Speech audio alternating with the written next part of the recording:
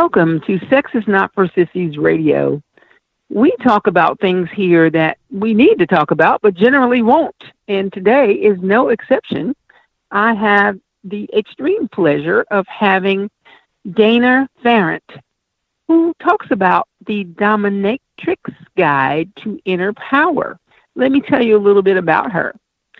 Dana is a master healer, life strategist. She's a published author and the past chief executive officer of a near seven-figure business and a former dominatrix. Dana is a transformational coach who uses dynamic tools for rapid change. Her kick-ass energy and ability to perceive, pinpoint, and pop the problem limiting you, your body, or your business while having fun.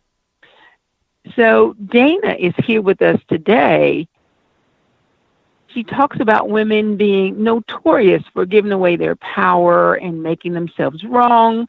So Dana, tell me about the dominatrix, the whole archetype, and how we as women just get it so wrong. Thank you. Yes, I love creating this invitation for people to start to think about the dominatrix as an archetype. And, for so many people, they have this concept of the dominatrix as being, a control freak or somebody who's trying to have power over others. And it's actually not that at all. So she's actually a high-level service position in that her desire is for her clients to evolve and to stretch beyond where they think they can.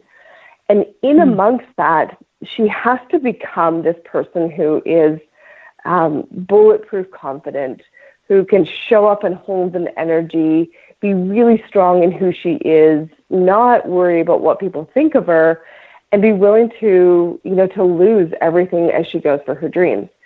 So that archetype to me seems like the perfect model for women in general, and particularly women in business, because these are the things that we really need to lean into if we're going to grow our businesses dynamically.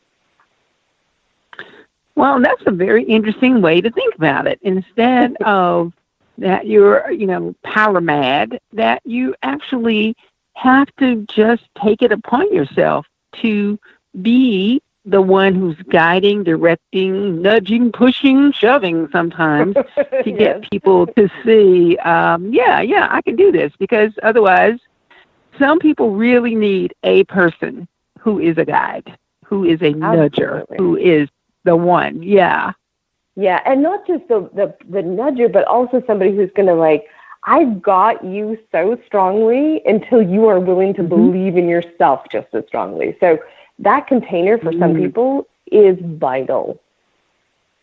Right. Yeah. And I guess a lot of people just don't know that there's someone out there who gets them and who's got them. Yeah, I really find that this, in the early stages, when you're just starting to build your business or you're just starting into personal development, it's really easy to think, no one gets me, no one understands, I'm all alone. And until you start asking for and allowing yourself to receive some support and some help, then you don't really get the depth of it. But, as we start to reach out and say, hey, I need a little bit of help here, or I need a little bit of guidance here, we start to realize that there is a big wide world of people who just really want to see you flourish. And whether that's a paid situation or not paid situation, there are a lot of people who, our desire is to say, I think you're a badass, and I really want you to be able to see what I see in you.